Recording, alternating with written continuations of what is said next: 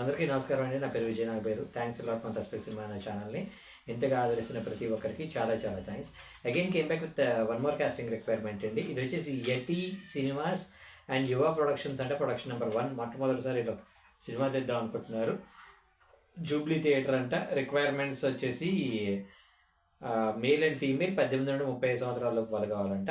వీళ్ళని అప్రోచ్ అవ్వాలనుకున్నట్లయితే వీళ్ళ contact details నేను చెప్తానండి. దానికంటే ముందు మన సబ్స్క్రైబర్ అడిగిన ప్రతి ప్రశ్నకి సమాధానం చెప్పడం అనేది మన బాధ్యత. కాబట్టి మన సబ్స్క్రైబర్ ఏం అడిగారు అంటే, సార్ రీసెంట్గా మహేష్ బాబు గారిది వారణాసికి సంబంధించిన రాజమౌళి గారికి సంబంధించిన ఈవెంట్ జరిగింది కదా, అందులో రాజమౌళి గారు మాట్లాడిన ఆ సబ్జెక్ట్ గురించి మీరేమైనా స్పందిస్తారా అని అడగటం జరిగింది. నేను ఎందుకు నన్ను కాంట్రవర్షీలోకి తాగుతున్నాను? సుఖంగా కడుపులో మూత కదలకుండా బతుకుతున్న ఒక జీవితాన్ని కాంట్రవర్సీలోకి లాగి నన్ను షెడ్యూల్ పంపించడమో లేదంటే ఏదో ఒక ఇష్యూస్ చేయటమో, సరే దాని మీద బ్రతికే టైప్స్ కూడా కాదు మనం. నేనేమంటాను అంటే, ఎందుకు మనకు అనవసరమైన ఇది అనేది నా మెయిన్ సబ్జెక్టు. బట్ మీరు మాట్లాడమన్నారు కాబట్టి మాట్లాడతాను. ఇక్కడ సింపుల్ థింగ్ ఏంటంటే, రాజమౌళి గారు ఏమన్నారు, నాకు దేవుడు అంటే పెద్ద నమ్మకం లేదండి, కానీ మా నాన్నగారు దేవుడిని చాలా అమితంగా ప్రేమిస్తారు, నా భార్య దేవుడిని చాలా అమితంగా పూజిస్తుంది, కాబట్టి వాళ్ళు నమ్మిన ఆ దేవుడు నాకు చేయాల్సిన సాయాన్ని ఎందుకు చేయలేకపోయాడు అనే టైప్లో మాట్లాడటం జరిగింది. ఇక్కడ సింపుల్ థింగ్ ఏంటంటేనండి, అంటే నా అబ్జర్వేషన్ ఎలాగుంటుంది అంటే, నాకు మా అమ్మ అంటే ఇష్టం లేదు అనే టైప్లో చాలామంది మాట్లాడుతుంటారు. మా నాన్న అంటే ఇష్టం లేదని చెప్తామంటారు. కొంతమంది నాకు అక్క చెల్లి అన్న తమ్ముడు అంటే ఇష్టం లేదనే టైప్లో మాట్లాడుతుంటారు. పెద్దమ్మ పెద్దనాన్న అంటే ఇష్టం లేదనే టైప్లో మాట్లాడుతుంటారు. ఇక్కడ నేనేమంటాను అంటే, ఇష్టం లేదు అంటే దట్ డజంట్ మీన్ దట్ ఇష్టం లేదు. ఇప్పుడు రాజమౌళి ఏంటంటే, సరే బాహుబలి తీశాడు, ఆర్ఆర్ఆర్ తీశాడు, సింహాద్రి తీశాడు, ఛత్రపతి తీశాడు, మగధీర తీశాడు, ఈగ తీశాడు, ఈ మొత్తం వదిలేస్తే he's as human like you and me. మీలాగే నాలాగే ఒక సర్వసాధారణ ఒక మనిషి, అంతే. మనందరం ముందు మనుషులు. ఆ తర్వాత ఆయన డైరెక్టరా, 100 కోట్లు సంపాదించాడా, 1000 కోట్లు సంపాదించాడా, 1,00,000 కోట్లు సంపాదించాడా అనేది తర్వాత విషయం. ఇక్కడ నేనేమంటాను అంటే, నాకు మా అమ్మ టమాటా పచ్చడి వండుతానని మాట ఇచ్చింది, లేదంటే టమాటా పప్పు వండుతానని మాట ఇచ్చింది. నేనేమన్నాను అంటే, సరే అమ్మ నాకు వండి పెట్టు అని చెప్పాను. ఆ రోజు ఆవిడకి కొన్ని రకాల ఇబ్బందుల వల్ల ఏదో ఆవిడ వండి పెట్టలేకపోయింది. వండి పెట్టలేనప్పుడు నేనేమంటాను, చీ అమ్మమ్మ ఏంటమ్మా టమాటా పచ్చడి వండుతాను అన్నావు కదా, ఎందుకు వండలేదు అనే టైప్లో నేను అడిగాను అనుకోండి. ఆవిడ లేదురా నాన్న కుదరలేదు అని అంది. నాకు తింటానికి చిరాకు పుట్టేసి నేను అలిగి నాకేం వద్దు ఫుడ్ పో అని నేను బయటికి వెళ్ళి, చీ మా అమ్మ ఎప్పుడు ఇంతేరా, కనీసం నేను ఏం అడిగాను, నేను చికెన్ అడిగానా మటన్ అడిగానా, నేను అడిగితే టమాటా పచ్చడి కదా, అది వండి పెట్టడానికి కూడా ఏంటరా, మా అమ్మకి ఏం పని ఉంటుందిరా, ఎంతసేపు ఇంట్లోనే ఉంటుంది కదా, ఇంట్లో కూర్చొని మనకి నేను అడిగింది వండి పెట్టడానికి ఏంటి. ఇక్కడ మనకు తెలుసుకోవాల్సింది ఏంటి అంటే, మనకి టమాటా పచ్చడి ఎలాగైతే మనం ఆర్డర్ చేసామో, నాన్న ఏదో ఆర్డర్ చేసి ఉండొచ్చు, తమ్ముడు ఏదో ఆర్డర్ చేసి ఉండొచ్చు, అక్క ఏదో ఆర్డర్ చేసి ఉండొచ్చు, చెల్లి ఏదో ఆర్డర్ చేసి ఉండొచ్చు. ఇక్కడ 6 రకాల డిష్లు వండడానికి ఆవిడకి టైం సరిపోకపోయి ఉండొచ్చు. సో అలాగే దేవుడు ఈజ్ ఏమంటారు, ఒక ఇమాజినరీ రిలీజియేషన్. మనకి దేవుడు అనేవాడు ఉన్నాడా లేదనేది వదిలేస్తే మనందరం ఉన్నాడని ఫీల్ అవుతుంది. ఇప్పుడు మన పూర్వీకులు, మన అమ్మ కావచ్చు, నాన్న కావచ్చు, ఏమన్నారు, ఇప్పుడు నేనేమంటా అంటే, నేను దేవుడు ఉన్నాడా లేదా అనేది నా పర్సెప్షన్ మాట్లాడితే, నాకు దేవుడు ఉన్నాడా లేదనేది వదిలిపెడితే, నేను విజయవాడ కనకదుర్గమ్మ గుడిలోకి వెళ్ళి కూర్చుంటే నాకేదో ఒక తెలియని ఒక ఆత్మస్వాంతన అనేది ఉంటుంది. అరే ఇదేదో చాలా బాగుంది, ఇక్కడికి వస్తే నాకేదో తెలియని ఒక మంచి వైబ్ కలుగుతుంది అనే ఒక ఫీలింగ్ వస్తుంది.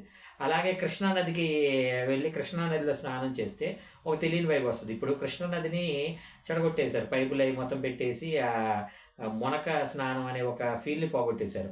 అందుకని నేను ఏం చేస్తానంటే, పౌర్ణమి ఘాటుకి వెళ్ళి అక్కడ మునక స్నానం చేసేసి నేను మళ్ళీ రిటర్న్ గుడికి వస్తాను. ఇక్కడ నేనేమంటాను అంటే, ఒక్కొక్కరి పర్సెప్షన్ ఒక్కొక్కలాగా. ఇప్పుడు నాకు మా అమ్మ అంటే చాలా ఇష్టం, మా నాన్న అంటే చాలా ఇష్టం, కాబట్టి వాళ్ళు నాకు నేర్పించింది ఏంటంటే దేవుడు ఉన్నాడు అని. అలాంటప్పుడు నేను లేడు అని ఫైట్ చేయడం ఎందుకు? మా అమ్మ నాన్నకి ఇష్టం కదా, మా అమ్మ నాన్నకి నచ్చినట్లే నేను ఫాలో అవుతూ ఉంటాను. ఎందుకంటే నాకు అనిపించే దేవుళ్ళు వాళ్ళు కాబట్టి. నన్ను కన్నది వాళ్ళు, నన్ను పెంచింది వాళ్ళు, నాకు ఒక బ్రతుకుని నేర్పించింది వాళ్ళు, నాకు మంచితనం అనేది నేర్పించింది వాళ్ళు. ఈ రోజున మీ అందరి కోసం ఏదో ఒకటి చేయాలి అని నాకు ఒక థాట్ వచ్చింది అంటే, it's all about them. So అలాంటప్పుడు వాళ్ళు దేవుడు అంటే అరే ఉన్నాడు అని చెప్పారు కాబట్టి ఎస్ ఉన్నాడు, వాళ్ళు లేరని చెప్తే ఎస్ లేడు. ఇప్పుడు అలాగే నేనేమంటా అంటే రాజమౌళి గారు నేను ఏదైతే ఏమంటారు టమాటా పచ్చడిలాగా మా అమ్మ చేసి పెట్టమన్నప్పుడు చేసి పెట్టలేదని నేను ఎలాగైతే అడిగానో, అలాగే ఆంజనేయ స్వామికి ఈ ఏమంటారు ఇది బాగా జరగాలి అని ఆయన కోరుకున్నాడేమో.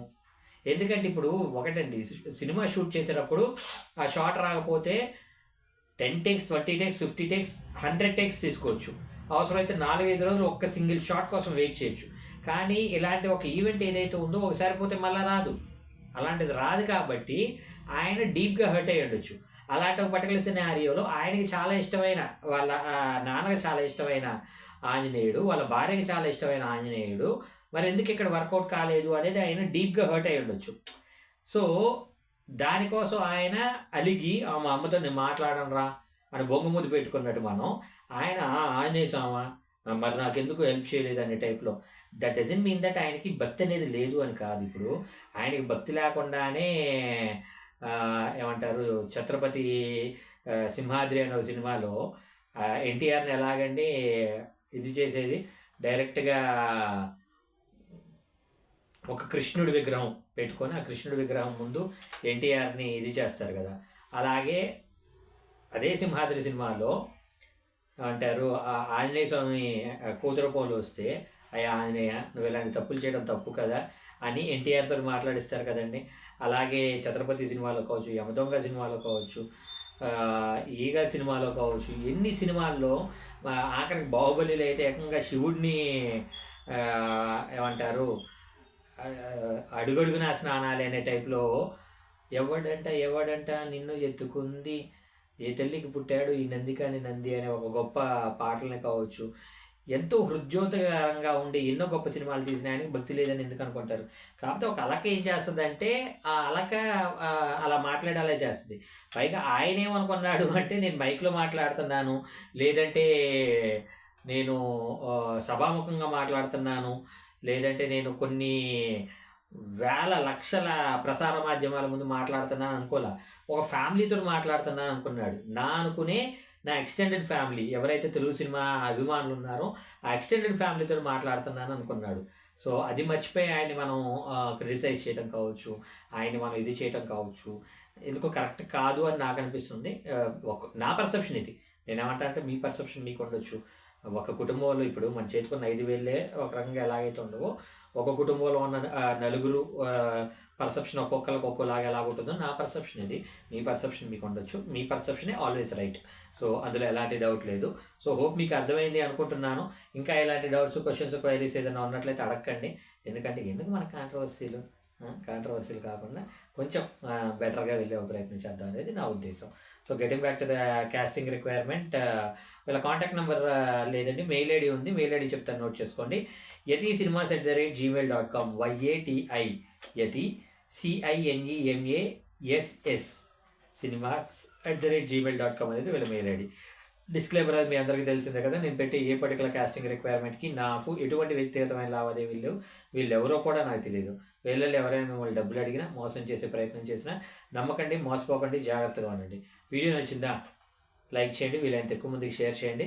ఎవరైతే సబ్స్క్రైబ్ చేసుకోకుండా చూస్తున్నారో please do subscribe and comment బాక్స్లోకి వెళ్ళి హైప్ కొట్టడం అయితే మర్చిపోకండి. Thank you and all the best.